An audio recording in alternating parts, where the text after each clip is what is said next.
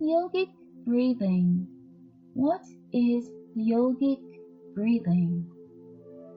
Yogic breathing is a calm and controlled breathing technique. Yoga breathing is believed to be used to calm the mind, and the physical postures help the practitioner to focus on the breath.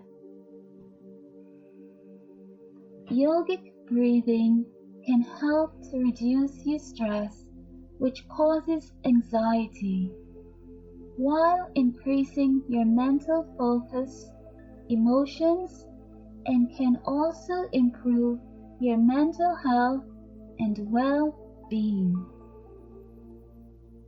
People have been practicing yogic breathing for thousands of years.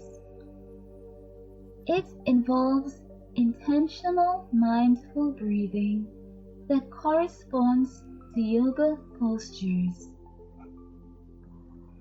What is one of the main exercises in yoga called? It is called pranayama. Pranayama is a breathing exercise. It is considered one of the most important techniques of yogic breathing.